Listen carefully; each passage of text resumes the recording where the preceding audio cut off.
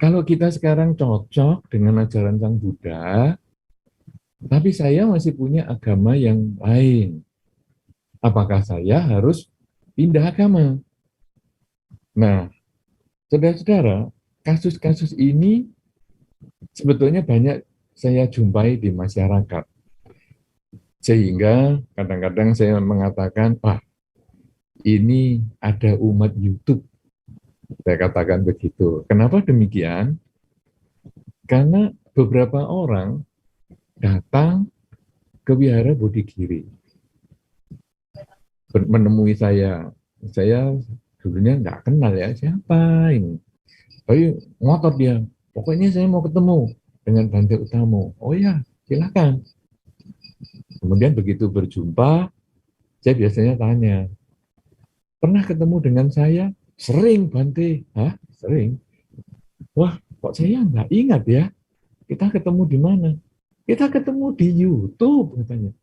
Oh, ya, ya, ya. Maklum, kalau ketemu di YouTube, ya minta maaf kalau saya tidak melihat Anda, tapi Anda melihat saya.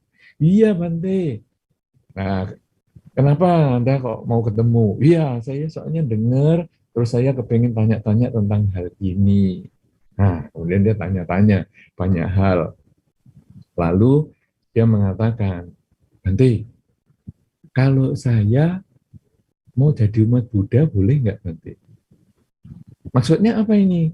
Ini KTP saya ini kan bukan Buddhis Bante. Nah, saya ini mau jadi umat Buddha. Tapi keluarga saya semuanya bukan Buddhis loh Bante. Nah, dan nanti kalau kamu jadi Buddhis gimana? Ya, paling diomeli lah sama keluarga saya, lingkungan saya, dan lain-lain. Kemudian saya katakan gini aja ya, kamu belajar aja agama Buddha, kamu jalani aja tanpa harus pindah agama. Kenapa sih? Karena Dharma ini adalah perbaikan perilaku. Dharma perbaikan cara berbicara. Dharma perbaikan cara berpikir. Tapi tidak harus perbaikan status agama di KTP. Sehingga kalau Anda beragama yang lain, kemudian Anda jalani, nggak ngapa-ngapa. Loh, kok nggak ngapa-ngapa, Bante? Nah, sekarang begini ya, intisari agama Buddha itu mengurangi kejahatan. Ya, jadi segala hal yang jahat-jahat kurangi. Kalau bisa dilenyapkan, dihilangkan. Ya, jadi dikurangi atau kalau bisa tidak dilakukan sama sekali. Itu yang jahat-jahat. Jahat lewat perilaku, jahat lewat ucapan, jahat lewat pikiran. Kalau bisa dikurangi atau dihindari. Contohnya apa nih? Ya misalnya kamu ngambil barangnya yang bukan milik, itu kan kejahatan. Ya itu jangan dilakukan lah. Atau kamu tidak suka sama si A, lalu kamu mukul, kamu ngajak berkelahi, ini kan nggak benar. Atau kamu nggak suka sama si B, kamu gosip, kamu kamu menghakimi si B itu seperti itu, kamu jualan omongan jelek lah kemana-mana. Nah ini hindari ya. Kalau bisa jangan dilakukan.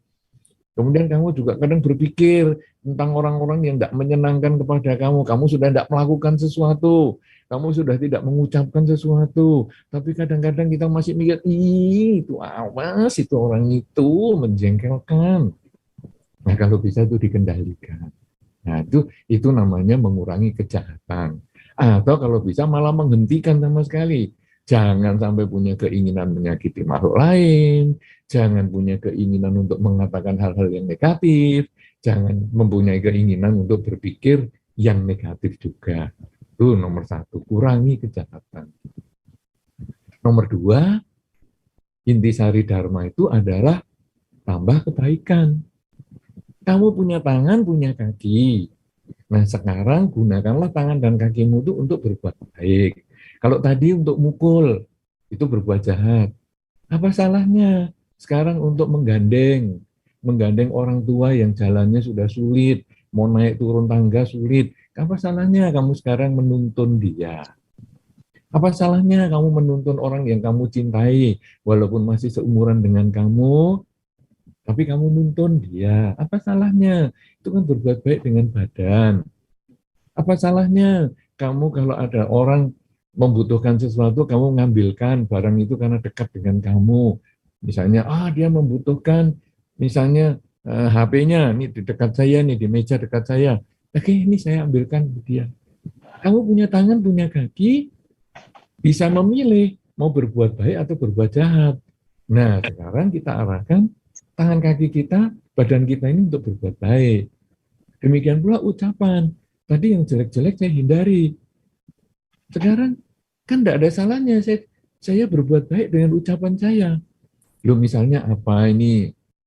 Misalnya mengeluarkan kata-kata yang positif atau mungkin memuji orang-orang yang memang layak dipuji. Misalnya apakah itu orang tua kita, apakah itu pasangan hidup kita, apakah itu anggota keluarga kita, anggota masyarakat kita, ya pertemanan kita, orang di kantor kita, di mana saja kita bagus kalau kita bisa memuji.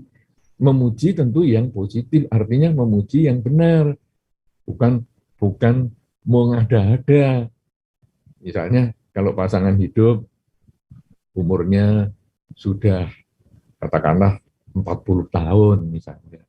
Kemudian kita memuji, aduh, kamu ini hebat ya, kayak masih umur 20, gagah banget.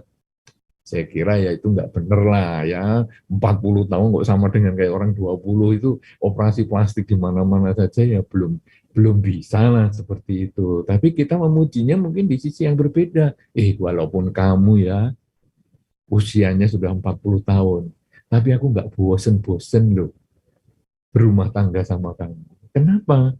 Karena perhatianmu itu loh luar biasa. Kamu ini betul-betul membuat orang merasa damai, nyaman, berkumpul dengan dirimu. Nah, jadi pujiannya kita itu tidak harus berbentuk fisik. Kadang-kadang kita menghargai, mengapresiasi hal-hal yang tidak harus berbentuk fisik. Nah, jadi itu kata-kata yang bagus. Kemudian kita kepada teman juga begitu. Ya, jadi ada teman yang stres misalnya, aduh gimana ya ekonomiku kok sulit seperti ini, ya rumah tanggaku begini. Terus kita ya kalau sudah begitu ya nggak usah memuji dia. Wah, ekonomi sulit itu bagus untuk kamu supaya kamu bisa belajar kuat. Apalagi sudah ekonominya lemah, sekarang pasangan hidupmu juga rewel. Waduh, kalau kamu lulus ujian ini, wah, kamu bisa meningkat kualitas dirimu. Itu bagus banget. Ya jangan, nanti kita pulang dari rumahnya dia atau habis pertemuan itu benjol, dipukuli dia. Nah, mungkin kita memujinya dari sudut yang berbeda. Jadi kita mengatakan bahwa ya kamu memang hari ini banyak hal yang kamu hadapi, permasalahan yang kamu hadapi. Tetapi ingat, kamu dulu kan juga pernah sukses dalam usaha, kamu pernah bahagia dalam rumah tangga. Cobalah kamu ingat-ingat kalimat rasa-rasa bahagia seperti itu, dan kemudian jadikan itu pembangkit semangat, supaya kamu kalau dulu pernah bisa, sekarang aku coba lagi. Siapa tahu aku juga bisa. Nah, jadi kita menggunakan badan kita, ucapan kita itu untuk hal-hal yang positif. Karena kita boleh memilih ini, mau berbuat jahat atau berbuat baik. Badan, ucapan, dan pikiran kita itu hanya alat, seperti pisau. Mau kita gunakan untuk memotong kue, atau mau kita gunakan untuk memotong nadinya orang, ya membunuh, nah, melukai, menyakiti, itu tergantung yang megang pisau. Nah, kalau pikiran kan susah nih. Nah, pikiran juga sama. Kalau tadi kan mikir yang negatif, aduh aku benci si A, benci si B. Coba sekarang kita ganti. Kebencian itu begitu kita ingat, kita ganti. Aku nggak mau berpikir yang jelek. Kenapa kok berpikir yang jelek kok kita hindari? Sama dengan berbicara yang jelek kok kita hindari? Kok berbuat yang jelek kok kita hindari? Kenapa ini? Karena kalau saya melakukan hal-hal yang buruk itu, saya seperti menanam benih. Saya menanam benih padi. Nah, satu ketika nanti saya panen padi. Kalau saya berpikir yang jelek, berbicara yang jelek, bertindak yang jelek, satu ketika saya juga akan mendapatkan buah yang serupa, yaitu saya juga mendapatkan ketidakbahagiaan. Jadi sekarang saya mengarahkan pikiran saya untuk hal yang positif, sama dengan badan dan ucapan saya tadi, supaya saya seperti menanam hal yang baik. Sehingga kalau saya menanam hal yang baik, saya panennya kan juga sesuatu yang positif, yang baik. Bagaimana nih? Ya saya gantilah. Jadi kalimatnya saya ganti. Kalau tadi saya benci si A, saya benci si B. Coba sekarang kita mengucapkan semoga semua makhluk berbahagia. Jadi kita menggunakan kalimat semoga semua makhluk berbahagia. Nah, tapi karena aku nggak bisa, aku sama si A itu benci banget. Bagaimana aku bisa mengucapkan semoga semua makhluk bahagia? Nah, kamu kalau benci sama si A, dengan mengucapkan semoga semua makhluk bahagia, kamu kan nggak menambahin kata-kata semoga semua makhluk kecuali si A bahagia. Kan kamu nggak nambahi itu. Jadi kamu nggak usah mikir si A, abaikan saja si A, pokoknya kamu ngomong semoga semua makhluk bahagia. Apa efektif? Bisa. Nanti satu ketika, kalau di dalam bawah sadarmu itu kamu sudah sering isi, pikiranmu itu sebetulnya adalah pikiran yang kamu isi bawah sadarnya itu. Maksudnya gimana ini? Nah, jadi kalau kamu sering berpikir yang negatif, misalnya, atau mungkin kata-kata hari ini ya, kata-kata zaman sekarang ini kan ada misalnya apa ya, kata-kata yang sering diulang di masyarakat misalnya. Itu kadang kan kita baca di media sosial, yaitu yang masuk. Ya. Kemudian baca HP, itu yang masuk. Nah, kadang-kadang ketika kita sudah kemasukan data yang sama seperti itu, kadang-kadang kemudian kita keluar. Waktu ngomong itu secara tidak sadar, kita bisa keluar omongan itu. Nah, makanya misalnya memaki orang, atau kalau kita kaget, itu yang paling sering. Kadang-kadang kalau kita kaget itu, saya juga heran, terutama beberapa ibu-ibu para wanita. Saya nggak tahu, nanti mungkin dari tanya jawab ada pengalaman. Para ibu-ibu atau wanita kalau kaget, mungkin mau jatuh, atau mungkin ada dia baru sibuk begini menulis misalnya, kemudian ada orang di sebelahnya langsung kaget. Kadang-kadang dia mengeluarkan kata-kata nama binatang, misalnya kuda. Nah, tapi ini pakai bahasa Jawa, jaran misalnya. Loh, kok keluar kata itu? Ya. Nah, kemudian ada kata kuya misalnya. Ada juga kuya, ya ada juga. Sampai saya juga pernah dikuya-kuyain juga sama orang, sampai saya juga ikut kaget, dikuya-kuyain. Nah, kenapa dia bisa keluar kata itu? Kaget ngomong kuda, jaran, atau ngomong kuya. Kenapa bisa begitu? Karena dia memasukkan data itu banyak sekali di dalam bawah sadarnya, sehingga begitu kaget dia muncul. Dan banyak kata-kata yang mungkin Anda sendiri bisa kaget, loh aku kok bisa ngomong gitu ya? Karena Anda mungkin dimasuki dari media sosial dan sebagainya. Nah, sekarang kita masuki kalimat positif tadi. Semoga semua makhluk bahagia, semoga semua makhluk bahagia. Nah, satu ketika nanti, entah berapa hari kemudian, entah berapa minggu kemudian, entah berapa bulan kemudian, kalau kita rutin mengucapkan semoga semua makhluk bahagia, kita kepikir si A yang menjengkelkan. Terus kita ingat kalimat itu. Nah, sudahlah, semoga kamu bahagia. Nah, dengan cara itu, pikiran kita otomatis jadi baik. Jadi, badan kita bisa pilih mau isi yang baik-baik. Ucapan kita bisa pilih untuk berperilaku yang baik-baik. Pikiran kita juga kita isi terus-terusan kalimat yang positif, sehingga bisa mengucapkan dalam pikiran kita hal yang baik. Nah, ini kurangi kejahatan, tambah kebaikan. Ya, ini sudah menjadi 2 poin yang menjadi intisari agama Buddha. Yang jelek-jelek tahan, kurangi, jangan dilakukan, karena itu akan kembali kepada diri kita menjadi tidak nyaman. Ya, ibaratnya kita meludah ke langit. Kalau meludah ke langit, langit-langitnya nggak ada apa-apa, muka kita yang kena sendiri, rugi sendiri. Nah, sekarang kita menambah kebaikan. Jadi badan kita, ucapan kita, pikiran kita gunakan itu untuk melakukan kebaikan. Sehingga nanti ya ibaratnya kita melempar kacang ke udara. Kemudian kita buka mulut, pluk masuk kacangnya. Enak. Nah, ya. Nah, kemudian selain kurangi kejahatan tambah kebaikan, di dalam dharma intinya adalah menyucikan pikiran. Loh, apakah menyucikan pikiran berbeda dengan tadi? Agak berbeda, karena menyucikan pikiran ini menjadi lebih dalam. Menyucikan pikiran ini apa? Menyadari pikiran kita setiap saat. Jadi, ketika kita sedang berjalan, kita mikirnya kemana nih? Kadang-kadang kita berjalan, mikirnya ke hal-hal yang lain. Akhirnya kita kesandung.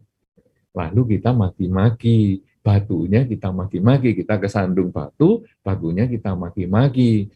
Batunya di situ terus. Sebelum kita jalan 2 hari yang lalu ya sudah di situ. Kita jalan batunya itu tidak geser. Ngapain kita maki?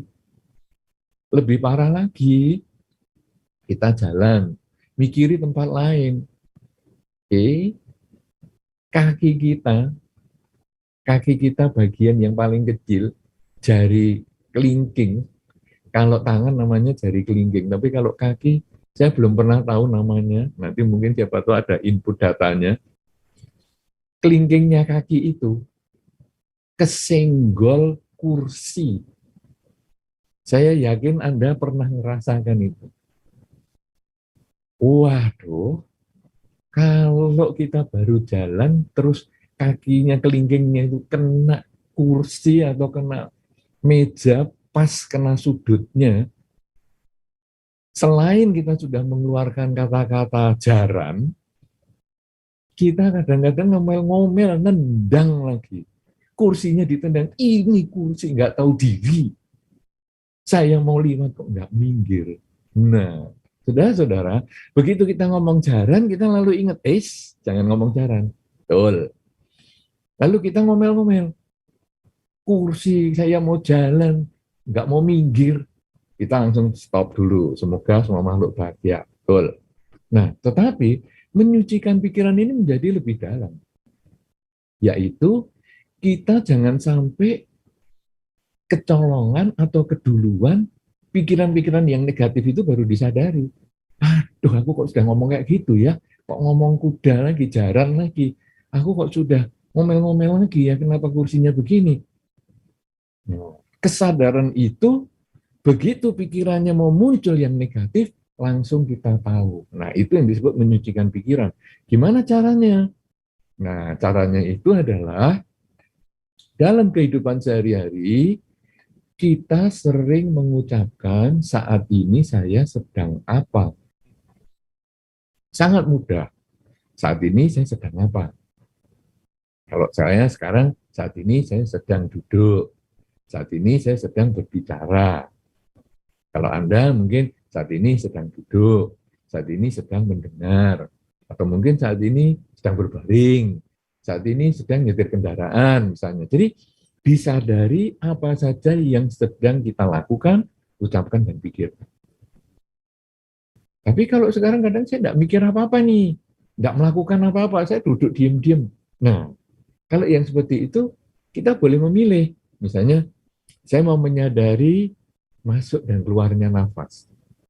Jadi ini hanya alat ya, masuk keluarnya nafas ini hanya alat. Kita tahu kapan nafas itu masuk, dan kita tahu kapan nafas itu keluar. Jadi ketika nafas masuk ya kita ngomong nafas masuk. Nafas keluar ya kita ngomong nafas keluar. Masuk, keluar. Nanti mikiri yang lain. Nggak penting itu yang lain. Kembalikan lagi. Nafas masuk, nafas keluar. Nah, saudara-saudara, kalau kita berlatih seperti itu, maka nanti secara bertahap kesadaran kita makin meningkat. Inilah proses mencapai kesucian, menyucikan pikiran. Apa maknanya? Bahwa kita ini kadang lupa bahwa hidup kita ini, meskipun kita punya 3 dimensi waktu masa lalu, dimensi waktu masa saat ini, dan dimensi waktu yang akan datang, kita punya 3 dimensi, tetapi yang nyata sebetulnya hanya dimensi saat ini. Masa lalu saya pernah hidup, tapi saya sudah tidak hidup di masa lalu. Itu hanya kenangan. Kenangan, prestasi bagus di masa lalu itu pun hanya kenangan. Kesedihan di masa lalu itu pun hanya kenangan. Walaupun kenangan itu bisa kita jadikan pelajaran. Prestasi yang bagus di masa lalu jadikan pelajaran, cari sebabnya untuk ditingkatkan di saat ini. Kesedihan di masa lalu jadikan pelajaran untuk dicari sebabnya, diperbaiki saat ini. Jadi saat ini paling penting untuk meningkatkan prestasi di masa lalu dan memperbaiki kekurangan di masa lalu. Masa depan ini juga masih impian, harapan. Masa depan itu bisa 1 menit yang akan datang, 1 jam yang akan datang, sehari yang akan datang, seminggu lagi, setahun lagi, 10 tahun lagi, dan seterusnya. Itu masa depan. Itu masih impian, itu masih harapan. Ketegangan Anda menghadapi masa depan, aduh, nanti kalau aku pekerjaannya menurun terus begini, ini bagaimana ya? Kegelisahan Anda saat ini belum tentu menyelesaikan masalah di masa depan. Atau kebahagiaan, aduh, nanti ya, kalau aku bisa sukses di masa depan 2 tahun lagi, begini, begitu, itu belum tentu tercapai pada waktunya. Namun bukan berarti tidak bisa. Kegelisahan di masa yang akan datang, itu cari sebabnya, tingkatkan, perbaiki, persiapkan mulai saat ini. Kebahagiaan masa depan, cari sebabnya, mulai dilakukan saat ini. Nah, jadi saat ini soalnya yang nyata. Saat ini adalah masa lalu yang sudah lewat, masa depan yang belum datang. Tetapi masa lalu dan masa depan ini bisa dijadikan pelajaran untuk meningkatkan, memaksimalkan saat ini. Sehingga dengan saat ini yang maksimal, masa lalu bisa kita perbaiki, masa depan kita bisa bangun dengan maksimal. Untuk bisa menyadari saat ini, setiap saat ini, itulah yang disebut dengan membersihkan pikiran. Kita menyadari saat ini saya sedang apa. Contohnya kalau Anda sedang berbaring di kasur, mau tidur, besok ada acara besar. Kadang-kadang kita gelisah, susah tidur. Kenapa? Karena badannya di kasur, pikirannya tentang masa depan. Kita kembalikan saat ini saya sedang apa? Saat ini saya sedang berbaring, saat ini saya sedang bernafas, napas masuk, napas keluar. Begitu Anda bisa fokus di situ, langsung bisa tertidur dengan nyaman. Tapi kalau Anda dimakan pikirannya, aduh besok bagaimana ya, apalagi ya yang harus saya persiapkan. Nah, sekarang lakukan yang terbaik saat ini, sehingga nanti begitu mau tidur itu semuanya sudah siap. Itu dalam level-level sehari-hari. Nanti akan banyak sekali di kehidupan sehari-hari dengan menyucikan pikiran ini, menyadari hidup saat ini itu membuat batin kita tidak gampang stres. Karena stres, takut, gelisah, cemas, kemudian penyesalan, itu semua berbicara tentang masa lalu dan masa depan. Tapi begitu berbicara pada saat ini, maka stres, takut, cemas, gelisah, itu tidak akan muncul lagi. Nah, jadi kita di dalam Dharma itu intinya hanya kurangi kejahatan, tambah kebaikan, sucikan pikiran. Sekarang, agama mana, kepercayaan mana yang tidak menggunakan ketiga ini? Misalnya, apakah ada kepercayaan yang mengatakan kurangi atau tambah kejahatan, kurangi kebaikan, kacaukan pikiran? Ada enggak? Ya, Bante, memang enggak ada. Lah iya. Berarti kamu bisa pakai agamamu. Aku juga bisa seperti ini. Tetapi kalau kamu cocok dengan jalan Dharma ini, ya lakukan. Tidak apa-apa. Tapi nanti tujuannya akan sama. Mengurangi kejahatan, menambah kebaikan, menyucikan pikiran. Sehingga ketika kita itu menjalankan Dharma, tidak harus menjadi umat Buddha. Ya, karena apa? Karena saya cocok dengan jalan Dharma, tapi KTP saya masih bukan Buddhis, Bante. Silahkan, tidak ada problem. Nah, sekarang Bante, saya harus ikut upacara. Kalau di dalam keluarga saya itu saya upacara, ada upacaranya Bante. Tiap hari-hari tertentu saya upacara. Nah, saya sekarang kalau jalani Dharma kan nggak cocok nih. Lu ikutlah cara upacaramu, ikuti. Loh, tapi gimana Bante? Ini, kamu disuruh misalnya apa? Ayo, kita upacara ya, ritual maksudnya ya. Ayo kita ritualnya ini. Oke, fisik kamu ikut ritual itu. Tapi kamu bisa mengulang, semoga semua makhluk berbahagia. Di dalam batin aja kamu mengulang, semoga semua makhluk berbahagia. Tangannya kamu boleh ikut tangan menurut kepercayaan atau agama yang kamu ikuti bersama keluarga itu. Kamu enggak harus, karena saya Buddhis ya, saya harus tangannya begini. Semoga semua makhluk bahagia. Nanti keluargamu akan lihat, kok beda tangannya? Jadi musuh lagi. Tangan ini tidak ada bedanya. Anda mau begini, Anda mau begini, Anda mau gini, apa saja tidak ada bedanya. Kenapa? Lah orang kalau nggak punya tangan masa nggak bisa doa? Kan nggak mungkin. Nah, jadi itu semua ada di dalam pikiran. Sehingga sekarang Anda ngikuti aja caranya mereka berdoa gimana. Nah, sudah, ngikuti. Kemudian Anda mengulang, semoga semua makhluk bahagia. Lu kan lain Bante sama saudara saya kalau doanya. Coba dengerin, saudaramu itu doanya apa? Loh, saudara saya itu kalau mendoakan nanti supaya keluarga kita ini selamat, sehat, panjang umur, usahanya lancar. Loh, itu kan sama toh dengan semoga semua makhluk bahagia. Kan makhluk itu siapa? Kita makhluk. Semoga kita bahagia. Bahagianya kita kan macam-macam. Saya bahagianya misalnya sehat. Orang tua saya apa? Kan makhluk. Lah orang tua saya bahagianya apa? Bahagianya dia bisa jalan-jalan ke luar negeri yang sudah bebas dari pandemi misalnya. Kan dia juga makhluk. Nah, kemudian tetangganya kan juga makhluk. Nah, jadi karena tetangganya juga makhluk, kan ya semoga dia juga bahagia. Bahagianya apa? Panenannya lancar. Ya sudah. Jadi dengan mendoakan semoga semua makhluk bahagia itu, apa saja yang kamu doakan tercakup di situ. Malah doanya itu ada, kita bisa tanya, kamu doakan musuhmu enggak? Enggak, musuh kok didoain. Nah, semoga semua makhluk bahagia ini musuh ya didoain. Nah, dengan cara seperti itu, maka kamu bisa ngikut doa agama apa saja. Kamu mau ikut agama A, silahkan. Kamu mau ikut, sekarang pindah ke agama B, ikut upacaranya di B, silahkan. Ikut upacaranya minggu depan di C, silahkan. Minggu berikutnya lagi di D, silahkan, tidak problem. Karena kamu hanya mengucapkan semoga semua makhluk bahagia. Nah, kalau dengan agama-agama lain saja nggak problem, apalagi dengan agama Buddha, kamu nggak harus jadi umat Buddha. Loh, Bante apa nggak mau cari umat Buddha loh, Bante? Loh, cari umat Buddha. Gini ya, umat Buddha itu kalau minta dibina oleh para biku, bikunya kita itu masih sedikit.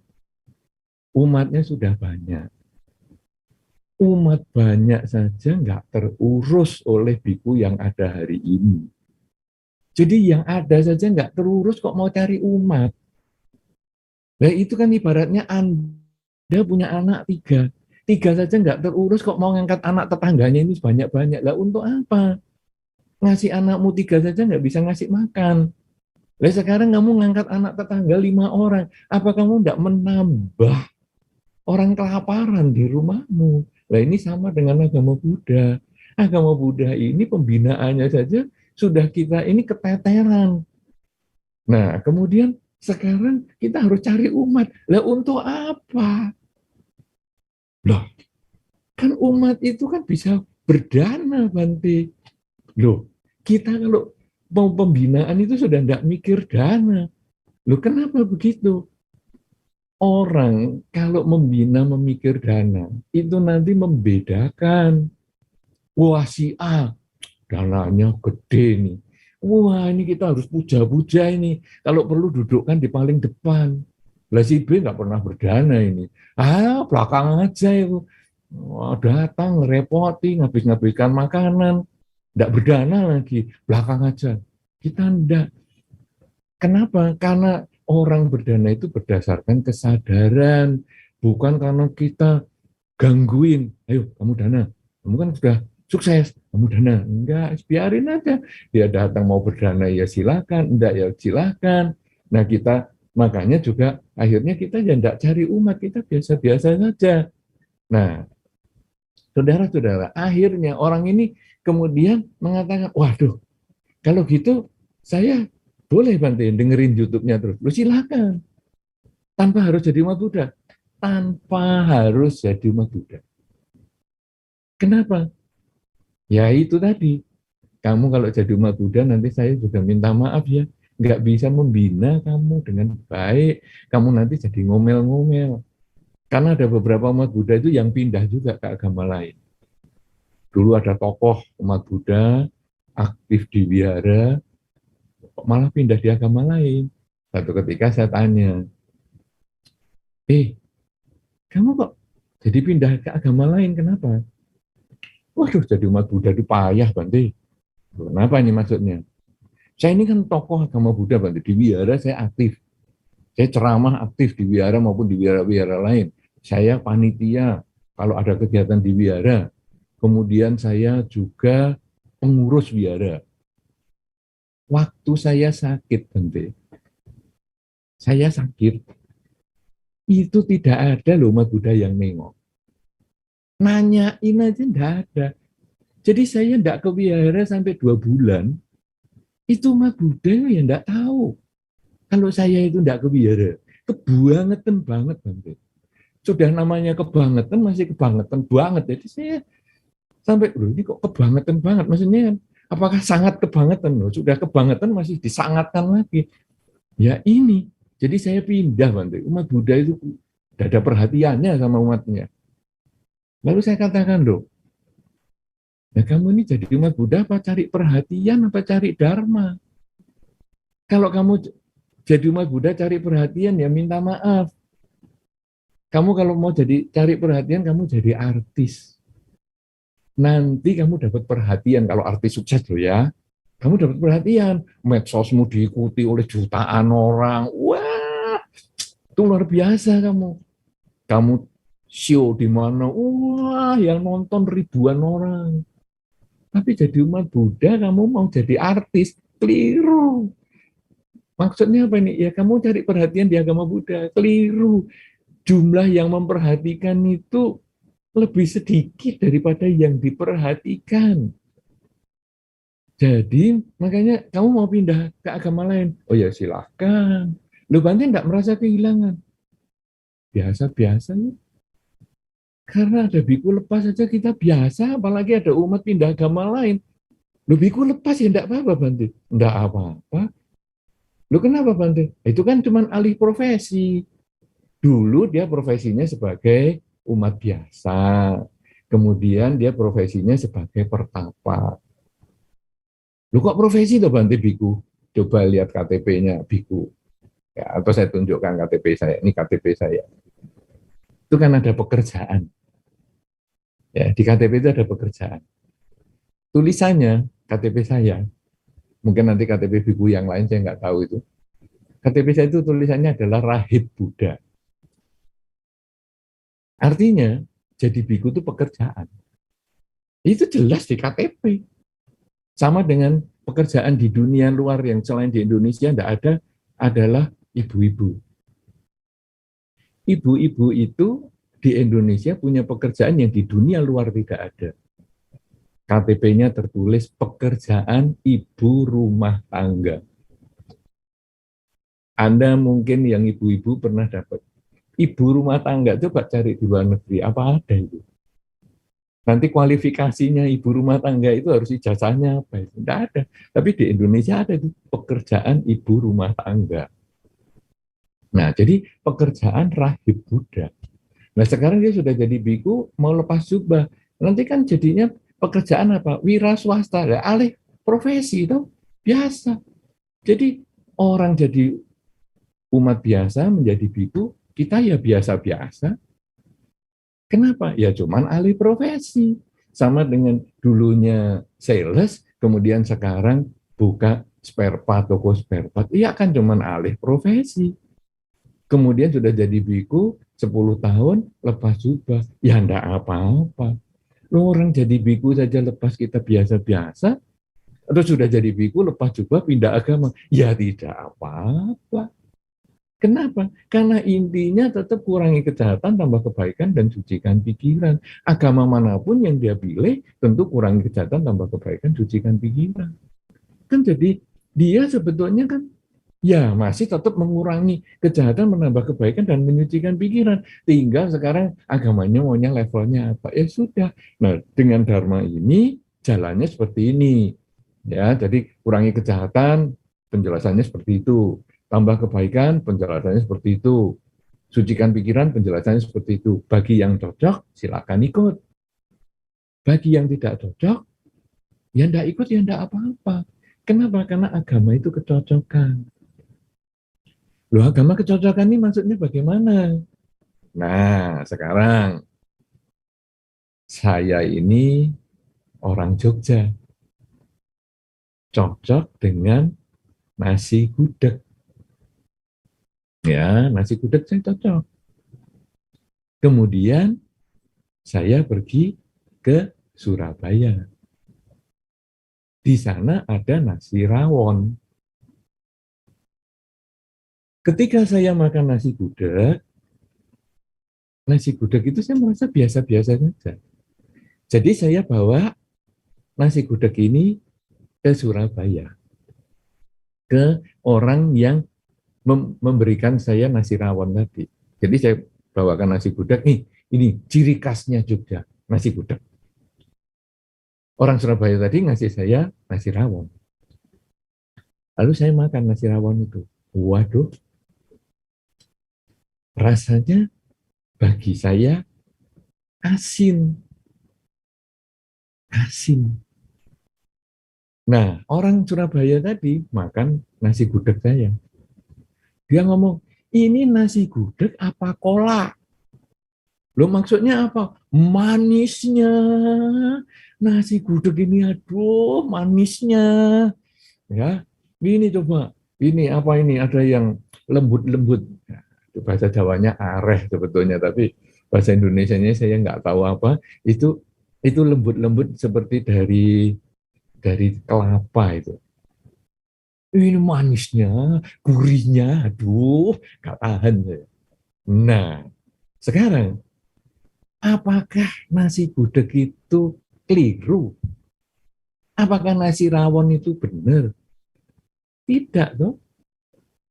Apakah nasi rawon itu keliru? Nasi gudeg itu tidak salah misalnya. Kan tidak. Semua hanya kecocokan. Saya cocok nasi gudeg. Dia cocok nasi rawon. Tapi tidak ada salah dan tidak ada benar. Kenapa? Karena tujuannya adalah kalau lapar makan nasi gudeg, atau kalau lapar makan nasi rawon, kenyang. Kan tujuannya itu. Nah, sama dengan agama. Agama itu juga boleh dikatakan nasi gudeg atau nasi rawon tadi. Si A cocok dengan agama A, ya sudah silakan. Tapi bukan berarti agama di luar A salah, tidak. Saya cocok dengan gudeg bukan berarti makanan di luar gudeg itu nggak nggak bener, salah semua. Kamu kok seneng rawon, salah ini kamu. Wah, berarti kamu ini belum pernah hidup dengan beres nih kalau makannya nasi rawon. Tidak, saya tidak akan mengatakan itu. Ya silahkan kamu makan nasi rawon, tidak apa-apa. Nah, sebaliknya teman saya makan nasi rawon itu juga tidak mengkritik saya. Kamu nasi gudeg kok sukanya kayak gini? Wah, kamu itu keliru, tidak menjaga gini gitu. Enggak. Kenapa? Karena tujuannya adalah untuk bisa mengendalikan rasa lapar. Nah, sekarang agama yang berbeda itu tujuannya adalah untuk mengendalikan diri. supaya dia tidak melakukan kejahatan, supaya dia tidak kemudian berhenti melakukan kebaikan, dia harus terus menambah kebaikan, dan juga kemudian dia juga membersihkan atau menyucikan pikiran. Jadi cuma dia cocok dengan agama itu, saya cocok dengan agama ini. Nah, nanti di dalam agama, dalam satu kelompok agama yang kita sudah pilih, itu ternyata juga masih ada grup-grupnya yang lain. Ya, kalau Anda lihat videonya dari Garda Dharma Indonesia, Anda lihat ada beberapa biku, jubahnya beda-beda. Ya, ya itu juga tidak sama. Jubah ini sama jubahnya biku yang lain itu tidak sama. Nah, artinya ini kalau saya suka nasi gudeg, itu ada yang suka yang pedas, ada yang tidak senang pedas. Itu kan jenisnya beda-beda. Ada yang suka gudegnya yang banyak, ada juga suka yang opornya yang banyak. Jadi tidak sama. Demikian pula agama, semua agama itu ada kelompoknya sendiri-sendiri. Ada ini kalau tadi agama A, ada A1, A2, A3, A4 dan seterusnya. Kelompok B agamanya B1, B2 dan seterusnya. Kelompok C, C1, 2, 3 dan seterusnya. Nah, sekarang kalau kita di agama A kita memilih kelompok satu, bukan berarti kelompok lain salah. Jadi kelompok A2, A3 dan seterusnya itu ya dia punya kebenarannya sendiri-sendiri, cuman saya nggak cocok. Saya cocoknya di agama Buddha yang kelompok ini, agama yang Buddha yang lain. Oke, tapi bukan untuk saya. Nah, jadi gudeg saya senang yang manis. Bagi yang senang pedas, silahkan. Nah, dengan cara seperti itu, akhirnya kita bisa bergaul dengan siapapun dengan enak. Dan sebetulnya kita tidak perlu menanyakan agama dalam pergaulan. Kadang-kadang kita itu kalau sudah bergaul, ngobrol enak, kemudian tanya, kamu ngomong-ngomong agamanya apa ya? Saya agamanya ini. Wis, beda sama saya. Terus mulai jauh. Loh, tadi ngomong-ngomong enak, cocok ini. Apa dasarnya? Kita di dalam masyarakat itu kita ngomong cocok dan enak itu kan dasarnya manusianya. Agama itu adalah motivatornya, bukan merupakan merupakan yang wah kalau saya agamanya cocok berarti kita baru ngumpul ngomong. Kalau agamanya nggak cocok berarti nggak ngomong. Ini kan sama dengan kalau kita ini kucing, kucing itu bulu hitam, bulu kuning, belang-belang, itu kan bisa ngumpul. Nggak perlu, bulumu kok beda sama buluku? Lebih baik menjauh ya. Nanti ngeong kita nggak sama nih. Enggak lah, kita sama-sama kucing lah. Nah, jadi sekarang kita sama-sama orang beragama. Kita bagus sama-sama, bersama membangun negara, bersama membangun kedamaian dunia. Agama apapun juga enggak ada problem. Nah, kenapa? Karena intinya kurangi kejahatan, tambah kebaikan, sucikan pikiran. Jadi, di dunia ini banyak sekali agama dan kepercayaan. Kemudian kita memilih salah satu. Karena kita menganggap itu yang paling cocok, bukan masalah benar salah. Nah, kita memilih misalnya agama Buddha, yaitu kurangi kejahatan, tambah kebaikan, sucikan pikiran dengan berbagai caranya yang tadi sudah disampaikan. Kemudian, saya memilih agama Buddha yang golongan yang ini, bukan yang golongan yang lain. Kenapa? Karena tetap mengurangi ketamaan, kebencian, dan mengurangi kejahatan, menambah kebaikan, dan menyucikan pikiran, tetapi saya suka jalan yang ini. Jalan yang lain, bagi saya kurang sesuai. Nah, tetapi saya di dalam masyarakat saya tidak menanyakan agama, karena menanyakan agama itu sangat pribadi. Karena kita berkumpul dalam masyarakat ini seperti kita berkumpul, ya sekarang ini kalau tadi kucing dengan berbagai bentuk bulunya kan berbeda. Sekarang kita manusia dengan berbagai bentuk bajunya juga berbeda, kan kita tidak harus seragam bajunya. Kadang kita seragam, kadang kita nggak seragam, yang penting kita kan cocok ngomongnya. Nah, kalau kita nggak tanya tentang agama, karena agama itu adalah motivator, dia mau berbuat baik kepada siapapun juga, itu adalah motivatornya. maka itu urusannya dia, itu kecocokannya dia. Yang penting kita kumpul sebagai kumpul orang baik. Satu agama yang sama, kalau dia jahat kita yang menjauh. Kalau dia berbeda agama, berbeda aliran, tetapi dia baik, ya kita kumpul tidak masalah. Dengan cara seperti ini hasilnya, maka kita bisa bergaul dengan siapapun juga. Kita tidak lagi saling bermusuhan. Antara orang yang berbeda agama tidak saling bermusuhan, antara orang yang berbeda aliran dalam satu agama ya tidak bermusuhan, sehingga kita di dunia ini nyaman, ya, karena kita tidak seperti orang yang, ya, kalau saya kan, kalau di tinggal, kalau saya sering ke daerah-daerah ya, ada orang itu menghindari jalanan tertentu. Nanti kalau kita jalan jangan lewat jalan yang itu loh, Bante. Kita kan jalan kaki ini ya di daerah. Jangan lewat jalan yang itu. Loh kenapa? Itu kita melewati musuh saya, rumah musuh saya. Jadi saya tidak mau lewat situ. Loh kenapa? Saya benci. Lewat depan rumahnya saja anti. Loh, sampai seperti itu. Nah, kita beragama itu tidak seperti itu. Kita beragama, ya, kita kan memancarkan cinta kasih. Dia musuhnya pun kita ya harusnya malah berbuat baik kepada dia, menyayangi dia. Tapi kalau nggak bisa, ya belajarlah lewat dulu sambil mengucap semoga semua makhluk bahagia, semoga semua makhluk bahagia. Nanti satu ketika dia tersenyum sama kita pun juga bisa tersenyum sama dia. Dan itu secara otomatis sampai kita kaget loh, ngapain aku tadi senyum sama dia? Karena kata-kata semoga semua makhluk bahagia itu sudah nancep di bawah pikiran kita. Nah, dengan seperti ini, saudara-saudara, hidup kita ini sangat nyaman. Kita mau lewat jalan mana, kita tidak ketemu musuh. Karena semua adalah sahabat. Kita berkumpul dengan siapapun juga, kita juga tidak merasa ketemu musuh. Karena semua adalah sahabat. Di dunia ini, menambah 1000 sahabat masih kurang. Sedangkan kalau menambah satu musuh, aduh sudah terlalu banyak, membuat saya musuhan sama itu jalannya jadi saya nggak lewat sana. Saya musuh sama sana jalannya jadi nggak lewat sana.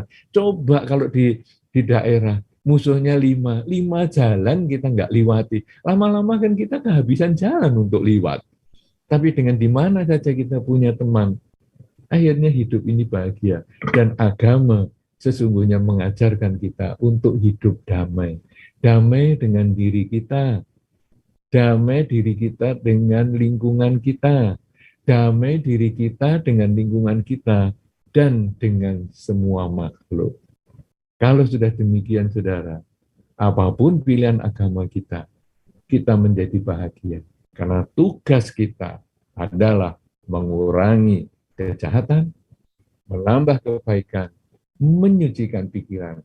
Apapun agamanya, cuma dalam kesempatan ini saya membahas tentang agama Buddha, tetapi tidak bisa disangkal bahwa di dalam agama-agama yang lain pun tentu isinya kurangi kejahatan, tambah kebaikan, juga menyucikan pikiran.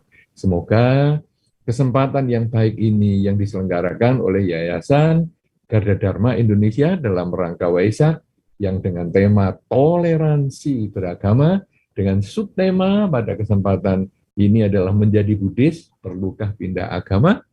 Semoga dapat menginspirasi kita semua dan dapat memancing diskusi pada kesempatan yang selanjutnya. Semoga Anda semua berbahagia di dalam upaya mengurangi kejahatan, menambah kebaikan, menyucikan pikiran dengan pilihan apapun agama Anda.